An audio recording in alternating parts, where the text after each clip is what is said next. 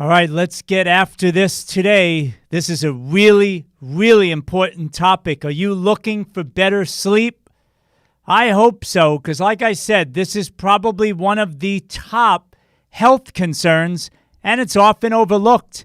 It's also a tough one to talk about. I know a lot of people are not just going to say to everybody, hey, I'm not sleeping well, I feel really bad about it. But today, I've got 9 great tips that aren't often talked about. No doubt most people are not doing them. And I can tell you from personal experience that these 9 tips really work. So let's get after it today. Are you ready? Like I always ask you, if you are, do me a big favor, type in that ready and let me know that you're ready to go. Hi, I'm Jonathan Landsman, your host for Natural Health 365 Live. This broadcast is done live every day, focused on one simple mission: to improve your immune system function that will automatically protect your health. That's the key of this show. We do this live broadcast every single day, Monday to Friday, 12 noon Eastern Time. So you can tune in every single day. I hope you enjoy them. And of course, most importantly, I hope you share this show with someone you feel needs to hear a message like this. And so before we get to it, just do me a big favor. If you are new to this show, please type new, because I would really like to say hi to you. So type NEW, new in this show, new to this show, and I will definitely want to say hello to you. So go right ahead right now. Great. Okay. So as I said to you at the beginning, sleep disorders, sleep problems, people that are not sleeping well at night, this is a major health problem. If you look up any conventional website, they're going to tell you somewhere in the proximity of a third of all Americans alone. Forget about the rest of the world. I'm sure it's happening there as well. A third of all Americans are having a sleep problem and sleeping less than 6 hours a night. Now, of course, there's some exceptions, but think about this. With 300 plus million people in the United States alone, if you're looking at around 100 million people, and I mean, I'm in the health and fitness industry for almost 35 years, and I'm seeing similarities. You know, I've covered the fatty liver docu-class. We talked about fatty liver. Over 100 million people suffer from fatty liver. Now I'm covering sleep, which, by the way, thank you, the listeners, my people who are watching this show, for giving me this idea. You asked me, please cover the sleep issue. I want to know what to do about sleep. So yeah, nearly 100 million people suffering with sleep problems. It just goes on and on. So many people are suffering with being overweight. If you have sleep problems, you're going to suffer with weight issues. They're very much linked together. If you have weight issues, you're going to have a fatty liver most likely. These are all just very reasonable things to expect when these things go on for a long time. So no doubt, I think I've made my point really clear. We must start tackling this like, God forbid, like you were diagnosed with cancer. Jump on this now, because in the natural health world, just as another little heads up, I thought I knew everything in my 20s. I was a real smart aleck. You know, I had studied, I'd gone to university, master's degree study, exercise science, exercise physiology, muscles, bones, stress testing, respiration, training high-performance athletes. I had been through a lot of athletics myself. I felt like I was this fit guy. You get the idea. I felt like I was a real know-it-all. Boy, I didn't know anything. One of the first things that I remember, it was actually literally the first thing on day one taught to me by a medical doctor who was into integrative health, integrative sciences, natural health, living lifestyle stuff. The first thing he said was, your first sign of illness is chronic fatigue. If you're running around, sleeping at night, feeling like you're spending plenty of time in bed, and the next day, by the middle of the day, you're nodding off, you feel like taking a nap, this is like big warning sign. Now, how many people really feel the sense of urgency? So you get what I'm trying to say. Let's really pay attention to these 9 tips that I'm about to plow through today, all right? And hey, by the way, if you do have sleep issues, would you do me a favor? Let me know that I'm on target. Tell me if you have sleep issues at all. Make your comments in the comment section below, and I'll definitely be in touch with you as we go through this broadcast and then throughout the day as well. And I didn't start off this way. I wanted to for this broadcast, but good morning, good afternoon, or good evening, depending on where you're tuning in throughout the world. I hope you are sleeping well, but if not, let's talk about it now. Number 1, so important. Just because it sounds simple, please don't overlook it. Early to bed, early to rise. Now, traditionally speaking, right, when the sun set, game over, right? There was no electricity. Think about the vast history of humanity. Most of us, we didn't have just flip a light switch and flashlight on our cell phone. When it was nighttime, it was time to settle down. Activities were a whole lot less. People relaxed more. They got to bed early. And when the sun rose in the morning, it was game on. That was when it was time to wake up, work the land, get chores done. It was a busy, active, physical day. That is a very fair statement to say for just about everybody in humanity, all the way up to, of course, these modern times that often make us forget about what we were all like for way longer. So to get back, this circadian rhythm, which I'm sure you've heard of that phrase, this sort of sleep-wake natural cycle that we have is all messed up. We're going to get into what is screwing up that whole cycle. But the bottom line is, no matter what, no excuses, start getting into a regular routine. Now, I get it. You go to bed 11, 12 at night. What are you, crazy? Go to bed at sunset when it's like 8 or 9 or 10 o'clock at night. There's no way I'm going to do that. I am way awake. I can't do that. Back it down. Backward engineer this. If you're up till midnight, then you got to try for 11:45, 11:30. You get where I'm going. 11:15, 11 o'clock, 10:45. Try to just keep working on it. Don't beat yourself up. Just understand what the goal is. To back it down, get to sleep early to bed, but the kicker, early to rise. And I get the voices out there. Are you nuts? I can't get up like you say, Jonathan. I personally get up between 4 and 5 in the morning. Past 5 is really pushing it. I might want to give myself one day where I just totally let go till about 6 a.m.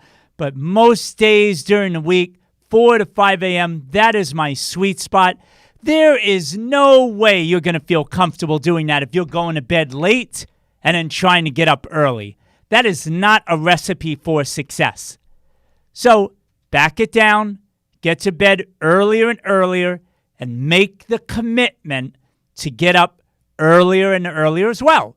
So if you're used to 7, 7:30, or 8, and it's just you're feeling lousy anyway, you've got to get to bed earlier and then try to get up 15 minutes earlier, then it's 30 minutes earlier, 45, an hour earlier. You'll get used to it in time, but you've got to get back closer to that natural cycle of going to bed early enough, closer to when the sun sets, and getting up just before sunrise. That is really the sweet spot for every human being, no matter what you might think about what I'm just saying. Okay, enough of that. I think you get the point. Number 2, avoid eating any food but especially sugar, coffee, all the stuff that kind of jacks you up and down. A stimulant, a blood sugar kick, and a blood sugar drop. You've got to try to avoid these kind of foods 2-3 hours before bedtime, minimum. Serious problems with sleep, and really, you got to be super strict with your sugar and caffeine and stay away from it like by 3 o'clock in the afternoon. That's got to be like your cutoff time. And if you really want to hear what I would say to my very best friend, it would be to really get yourself as soon as possible off of these processed sugars, simple sugars in general, most of the time, every single day of your life. And of course, not having the need to get those stimulants from caffeine.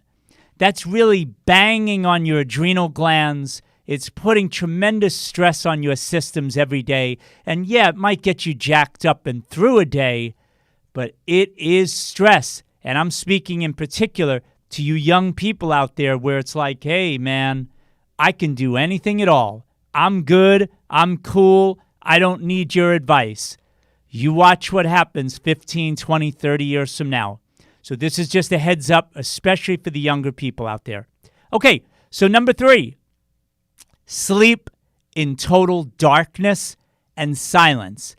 And it could be creepy for a lot of people. And this is going to bleed into, sorry for the phrase, but it's going to kind of go into blending into the other things we're going to talk about. But a lot of people are just too used to having light coming through the curtains, whatever the windows. You got street lights going on. You got lights inside your bedroom as well, night lights or whatever other kind of lights going on, bathroom lights.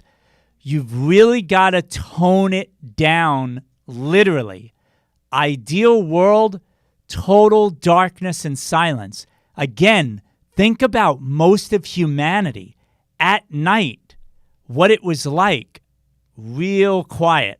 Okay, and that gets into number 4, EMF, electromagnetic frequencies. You think in the Wild West they had a ton of that, or way before that, all the way back to the beginning of time? You think there were cell towers? You think there was all that going on? Of course not.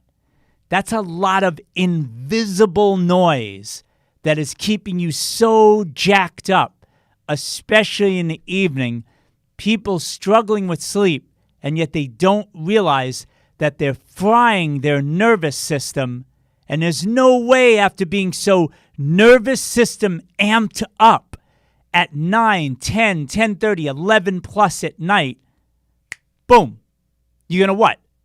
Hit the pillow and go right to sleep? No way. It's not going to happen because you're literally wired, too amped up. So my suggestions for anybody would be to get that distance of the cell phone. I've mentioned it many times on most all of my 500-plus programs. I always try to squeeze it in. Young people in particular use their cell phone as an alarm system, as a way of keeping in touch with the world. I mean, geez, the cell phone is right by their head when they sleep at night. I know a lot of people that are taking that cell phone. It's in their bed, right by their pillow as they're sleeping or trying to sleep. But it's a lower level quality sleep. So again, if you're struggling, you need to take a look at this. You've got to get some distance. Put the cell phone in the bathroom. That's where our cell phone is. I get it. What if there's an emergency, Jonathan? Wired up to the outlet, charged or not charged, in a holder, on the bathroom counter. Done. How far away is it if you pressed me for an answer? Probably about 15 feet away from the bed. Probably actually more like 20, 25 feet away from the bed in a bathroom. That's where it is, on sound. And I can't tell you the last time something like that went off in the middle of the night, but at least now I don't have that amped up feeling right next to my head. Move away from smart meters. Huh? A lot of people are going to this smart technology, and the utility companies, the energy companies, they just tell you, relax, it's no big deal. And they slap one of those, not analog, like those CDs that are spinning around in the meter to measure how much energy you use in a house. No, they want to slap on one of these digital smart meters. It sounds so intelligent, right? But it's a high frequency, a pulsed energy that just boom, boom, boom, like this, being pulsed out. You got it? Non-stop. Constantly doing this. Oh, I can't see it, Jonathan. It must be cool. It's not cool, everybody. This is not cool. And guess what? A lot of people have those babies strapped onto their home just outside their bedroom wall. This is where people have literally had suffered migraine headaches, taking medications, nosebleeds, restless nights, nervous system agitation. They wake up the next day. Excuse me, I don't think I have to tell you the obvious. The military knows this flat out. What's a great way to torture people? Sleep deprivation. And so this is a lot of self-induced, in a sense, sleep deprivation, torture. How on earth are you going to feel stable and grounded the next day to handle any stresses in your life? It's not a judgment thing. It's just a reality. It's the truth. How could you possibly expect to be all right? So a great solution, at the very least, it is a whole business to try to get that smart meter off your home. I get it. Move if you can. But at the very least, you're going to have to relocate where your bedroom is in your home. And you got to sleep on the other side if at all possible. It will make a big difference. Okay, enough on that one. And if you can, if possible, there's circuit breakers in the house. Let's find the bedroom. You know how when there's a brownout or a blackout and you lose all power, the electrical wiring all through your house, that's zzz. Oh, it doesn't do that, Jonathan. I don't hear a thing. Yeah, it is. There's a buzz, and a lot of people have homes. They're not visiting with a building biologist to check out the safety quality of their home and the wiring going through their house. But that buzzing can be real nasty, especially with bad electrical wiring. Remember how when you get that brownout or that blackout, if you can think back to what that felt like, boom. It is so quiet and peaceful. I don't know about you, but I can literally feel like, wow. The refrigerator's off. The oven is off. No electricity's running through the house. And it feels like you're in the middle of the woods without a sound at all.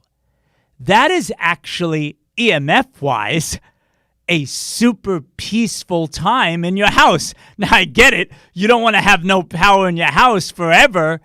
But it's to understand that without that, it's a very, very positive effect on your body. So at night, if you can, let's get a circuit breaker, find it for the bedroom, boom, turn it off just for the bedroom. That is a super cool way of creating a sanctuary. Now it's dark, it's quiet, literally without the EMF energy pouring through the walls and bombarding your body, which is an electromagnetic field itself. We are electrical beings. And now you've got a much more harmonious, peaceful place to rest at night.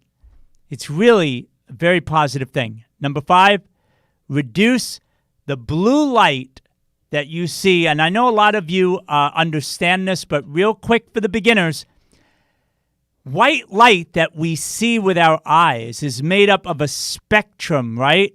Blue light actually is part of white light that we see from bulbs and computers and on and on and on, right?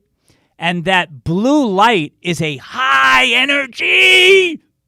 Now imagine if you're exposed to that artificially at 10, 11 at night, on top of which, God forbid, you're watching bad news on TV. So now you're being bombarded with this blue light. It's horrific, with lousy news to pollute your brain. And you're talking about a situation where it's like insane. How on earth are you going to sleep well? So the bottom line is, no, I'm not trying to be cool. Although some of you might be laughing and some of you might think I'm pretty cool. But anyway, again, I would not suggest this during the day, even though it's very relaxing. But the bottom line is these blue light glasses will actually block out that blue high energy light from getting into you and hitting you. Now, why is this important? We're going to be talking about that, but you watch as you wear that. Just say an hour or two, maybe even 3 hours before going to sleep, even if you're checking emails, right? And now you're knocking out that high energy blue light. You're actually going to feel a bit more relaxed. I'm not sure 100%, but I would venture to say a lot of you are going to be very pleased. Make sure you get the real deal. There's a lot of fake ones out there who say, oh, yeah, they'll block out the blue light. Come on, spend $100, $200, and it's all just phony. So you got to go to a reputable source. Go to naturalhealth365.com. If you've got the time later on, don't sweat it now, and just type in blue light in my search box of naturalhealth365.com, and blue light will come up with an entire show that I did on it with a nice link you can go to a reputable source. Again, I make no money with this. It's just making it easier for you. But consider it, okay? Because number 6 is a biggie, all right? Now, not necessarily on its own, so please don't think, oh, this is the magic bullet. Jonathan, saving 6 is so important. 2 milligrams of melatonin. Maybe talk to your integrative healthcare provider. I hope you have one. Maybe popping 2 milligrams of melatonin at night, the sleep hormone, will help raise your melatonin. Why did I say number 5 was linked to it? Because when you're exposed to artificial white light, and you're so jacked up like this, laptops, cell phones, TV news, yada, yada, yada, the lights are on in the house, and you're just like, 10:30 night. Well, guess what, folks? Your cortisol levels, okay, the stress hormone is up and has got you jacked, like you're about to go to war, even though it's subtle and you don't even understand it anymore because you're just so generally exhausted. And your melatonin levels, your sleep hormone, is actually dropping. And it's the opposite you want at night.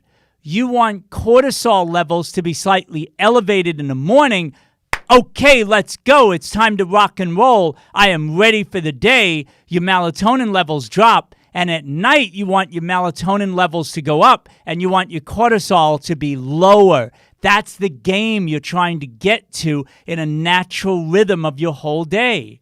So maybe at the beginning, you might need a little bit of melatonin. But again, I would check with a physician.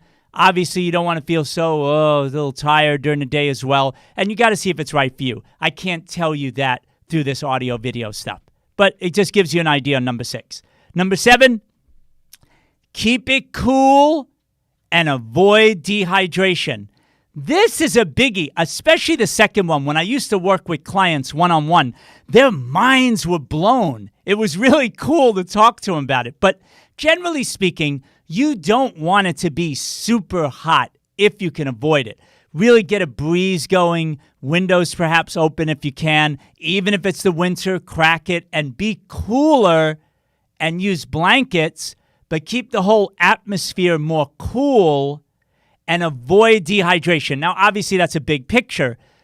Drinking, being hydrated with clean water during the day so that at night, here's the interesting part, number 2. When you're in bed under blankets, you've got a little heat going on. You're losing water. You're also, especially if you're a big sweater. But also, besides the sweat, you also breathe, right? That's a pretty fair guess. Most of you are breathing at night, thank God. And through the breathing, you're losing water. And all those hours, you're not drinking. And what I've often said to people where they don't know where it's coming from, they wake up at 1 or 2 o'clock, there's no pain. It's just sort of like, boop, they're awake. and their mouth is dry. Whether they take water or not, that's not my point. I would blow their mind and say, look, you're dehydrated. Your body's going, hello, wake up. Get this body some water. And so, yes, of course, I hope you would drink some water. But that's not the answer. Get more well hydrated during the day. Get away from those processed salts. Get away from those cookies and crackers and pretzels and everything that's drying you out.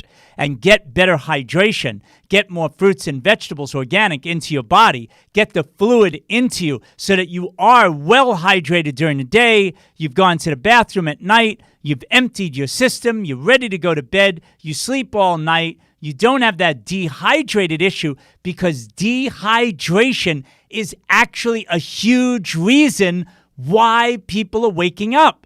But when they wake up and you're like, oh, what's going on here?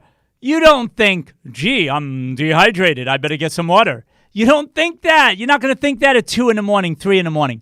But that's generally what it is. There could be other issues too. Obviously, if you have aches and pains and digestive issues from trying to digest whatever it is you ate too late at night or during the day before, of course, those are issues as well. But dehydration's a biggie. Okay, so I'm going to finish up with 8 and 9. All right, that was 7, by the way, if you were keeping count. Keeping cool and avoiding dehydration. Number 8 and 9, I think, are super cool, really simple things just about all of us can do. And that is, number 8 is sun gazing. Catch yourself. You're going to get up early. What am I going to do? First great thing to do is get your eyes on the sun. Now, I'm not talking about 9, 10, 11 o'clock in the morning. When the sun is fully out and you stare at it, not a good idea. Right at sunrise, it's amazing. Your eyes should be able to be fully open. I've done it myself plenty of times. I hope you can relate and understand what I'm talking about. You get that glow. It doesn't hurt your eyes. Your eyes should be open, relaxed, and you could just stare at that sun. Take that sunrise in. A minute, 2, 3 minutes, whatever. Not a long time.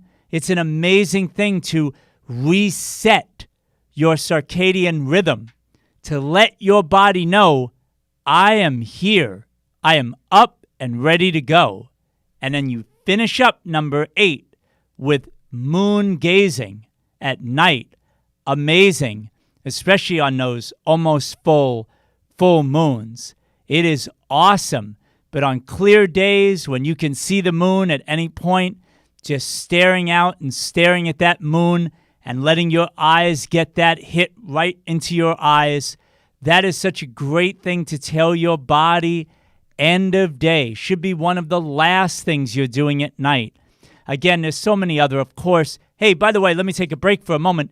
I know at 9, I've missed many Epsom salt baths and warm baths. I get it. Reading a good book, maybe a book that's not so exciting and it puts you to sleep. You know, all these kind of things. Whatever you think is great for relaxing, please make a comment down below and let everybody know what maybe would be a great help for somebody who's looking to sleep better at night. Put those tips down below. I'm sure I missed plenty today. We're only covering 9. And number 9, a little interesting twist to it, because I told you this would be stuff that your doctor, conventionally trained doc, would probably not tell you any of this. Hey, doc, I'm having trouble. Get the NyQuil. Get the sleeping pills. I get it. Come on. We all get it.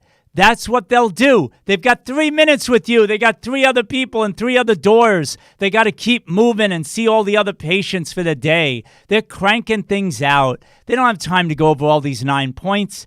Quality bed is number 9. That's an obvious one. If your bed is no good, you've got to look at that. There are a lot of pressure points on a bad bed that are just not making you feel comfortable. And I will tell you this too.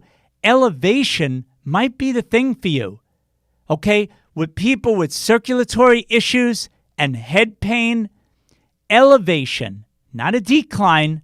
You've got to elevate that bed where your head is higher, your whole upper body is slightly higher than your legs. So you may have to stick something under that top part of your bed, under those legs, to get a little bit of an angle to your bed. That may help you quite a bit, because a lot of people with their health issues, let's keep this real, when you sleep very flat, the blood can pool and there can be a tremendous amount of pressure in and around the brain, and that can be very disturbing for people's health. So yeah, a long-term answer is let's improve the circulation, let's unclog people's bodies, let's become less calcified. That's not going to happen tomorrow, folks, but a big difference can be to slightly tilt the bed. That would be a biggie. Okay, so those are my 9. That's about it.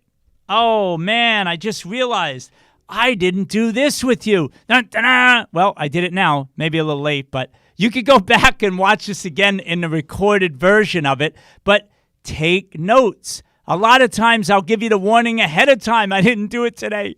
You got to have a pen and paper so you can take a little notes, but you can always watch this again as well and kind of skip through. My question of the day, let's get to it. How many hours do you sleep at night? Let us know in the comment section below. Is it 2? Oh, God forbid. 4, 6, 8, 10. What is it? You tell us. Put it down in the comment section below. And hey, as a big reminder, make sure you remember the Natural Health 365 live broadcast is every single day, Monday to Friday at 12 noon Eastern Time. That's exactly when we do these live shows. I'd love to have you a part of each and every one. I want to see your participation.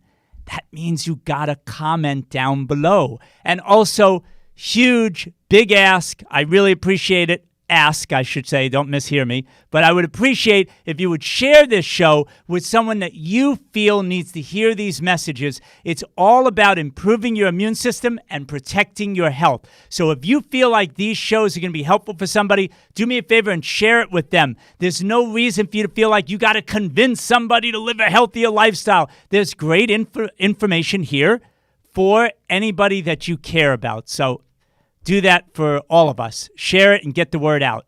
Thanks again for being with us. A little shorter than usual. I hope you enjoyed it, and I look forward to talking to you again real soon. Take care.